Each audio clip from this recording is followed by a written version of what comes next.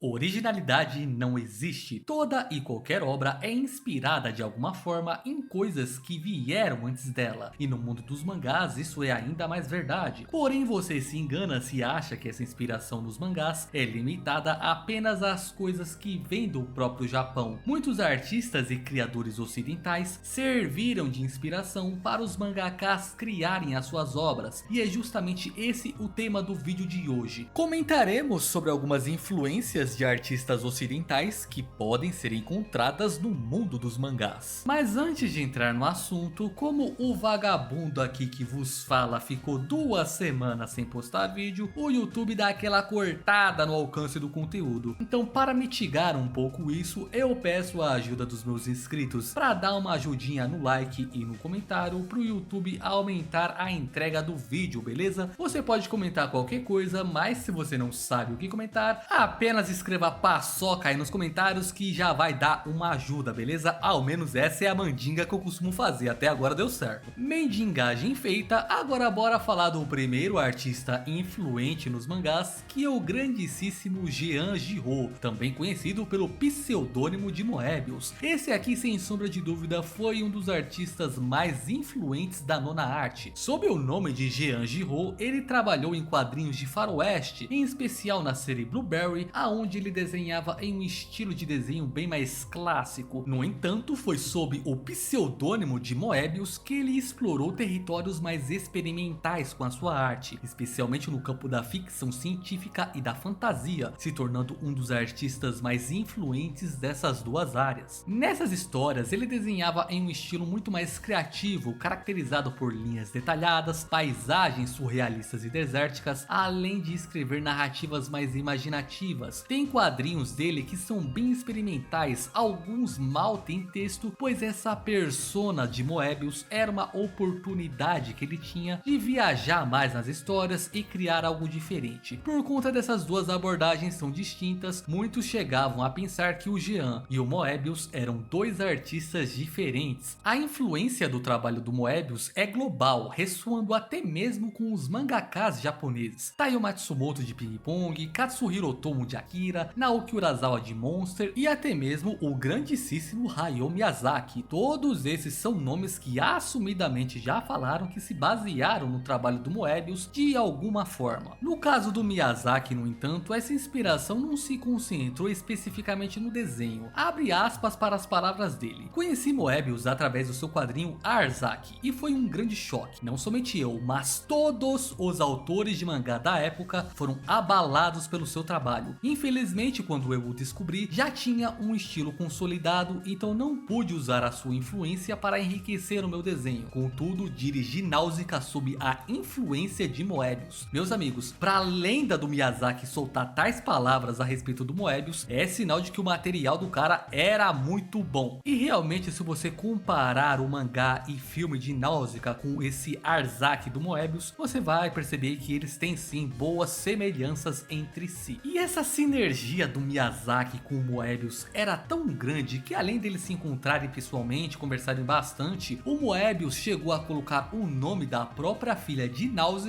em homenagem ao Miyazaki, uma coisa muito legal. Se vocês quiserem conhecer mais sobre o estilo artístico do Moebius, eu recomendo, além de lerem os seus quadrinhos, obviamente, também darem uma olhada em um jogo chamado Sable, pois o estilo gráfico dele foi baseado na estética do Moebius. Eu também posso recomendar um anime bem antigo chamado Dragon Heaven. Aquilo ali, meus amigos, é basicamente a arte do Moebius convertida para um anime sem pôr nem tirar nada. Agora, como segundo artista, eu coloquei o mestre do estilo biomecânico, que é o H.R. Giger, um homem cujo trabalho é rodeado de visuais macabros e muita perversão. Giger foi um artista plástico suíço que ficou muito conhecido principalmente por ter trabalhado no filme do Alien, mudando a direção visual da obra e criando o design de uma das criaturas mais famosas do cinema, o Xenomorfo. A arte de Giger é daquelas que são inconfundíveis, explorando a fusão entre o orgânico e o mecânico, daí vem esse nome biomecânico. Suas criações apresentam um mundo sombrio onde elementos orgânicos se entrelaçam com detalhes mecânicos que não parecem ser do nosso mundo. Ao olhar a arte surrealista de Giger, você sente que ela saiu diretamente de um pesadelo pesadelo, sabe? Fazendo parte de um mundo que foi tomado pela maldade e pela perversidade. Porém, por mais repulsiva que seja a sua estética, ela se tornou mega influente, não apenas no cinema, mas também na música, nos games e obviamente nos mangás. Berserk abertamente carrega influências de Giger no design de muitas criaturas. Em mangás como Claymore e Bastard nós também podemos encontrar criaturas que também parecem beber dessa estética. Mas eu creio que um dos mangakas que mais se inspirou no Giger, sem sombra de dúvida, foi o Tsutomu Nihei, autor de obras como Knights of Sidonia, Blame e Abara. Por ser um autor de ficção científica, ele pôde aproveitar tanto o orgânico quanto o mecânico. Claro que é aquilo, né, gente? O mangaka não se inspira só em uma coisa, né? No caso do Nihei, a gente encontra outras referências, como por exemplo uma estética mais gótica, sadomasoquista do filme do Hellraiser. De qualquer forma, se algum mangá tiver algo que flerte ali com um design mais alienígena ou com criaturas muito perversamente bizarras, não descarte a possibilidade de ter algo de H.R. Giger ali, pois o cara é muito influente. Agora vamos falar de algumas influências ocidentais que o nosso querido Hirohiko Araki usou no maravilhoso JoJo's Bizarre Adventure. Já é sabido que JoJo tem uma cacetada de influência ocidental e inúmeros artistas de diferentes campos contribuíram para o imaginário de Hirohiko Araki. Eu selecionei os que eu achei mais relevante e os separei em duas categorias: cores e moda. Do lado das cores, o autor afirmou em entrevista que sua influência principal é o artista francês Paul Gauguin, se baseando principalmente no uso de color block e na escolha de cores irrealista desse artista. O color block, para quem não sabe, é uma técnica de composição usada tanto na arte quanto na moda. Ela consiste em fazer uma composição usando blocos de cores sólidas e contrastantes em diferentes áreas de uma peça, deixando as cores bem delimitadas e com um bom contraste entre si. É uma forma simples, mas eficaz de se compor todo um conjunto de cores. Já na parte da escolha de cores, esse sujeito que o Araki se inspira ficou muito conhecido por ignorar as regras rígidas de arte da época e pintar as coisas com as cores entre aspas erradas. Ele não se focava em representar a realidade de uma forma fiel, simplesmente pintando as coisas com cores que ele achava que combinavam mais entre si, como por exemplo pintar a grama de rosa para contrastar com cavalos mais escuros. O Araki disse que ficou fascinado com essa abordagem desde muito novo, já que ele não precisaria seguir estritamente as regras da realidade para fazer a sua arte. E é por isso que as colorizações oficiais de JoJo que são feitas pelo próprio Araki são tão excêntricas. Como o mangá geralmente é preto e branco, a gente não nota essa sua preferência com frequência, mas o anime levou esse gosto artístico dele para o próximo nível, com vários elementos coloridos com paletas de cores bem incomuns, super saturadas e que mudam em determinados momentos, pois a cor é influenciada diretamente pelo estado emocional dos personagens. Agora, falando especificamente sobre as influências de moda, todo mundo já sabe que o Araki se inspira em modelos reais para fazer as poses icônicas que a gente tanto ama. Porém, ele não usa apenas modelos de inspiração, mas também se baseia nas ilustrações criadas por artistas que atuam no mercado da moda. Dentre esses artistas, um dos que ele mais surrupiou, por assim dizer, sem sombra de dúvida, foi o Tony Viramontes, um ilustrador e fotógrafo especializado em fazer arte para esse mercado de moda. Esse Tony tinha um estilo bem ousado e que me lembrava vagamente do Yoshitaka Amano. Ele adorava fazer ilustrações que exibiam poses bem ousadas e interessantes, e foi justamente essa parte que o Araki mais usou do seu trabalho. São páginas e mais páginas com ilustrações bem parecidas entre os dois artistas. Claro que o Araki também usou outros ilustradores de moda como referência, como por exemplo o Antônio Lopes. Porém, esse Tony Viramontes, sem sombra de dúvida, foi o que ele mais se baseou, ao menos na questão das poses. Nesse exemplo aqui, a gente pode sentir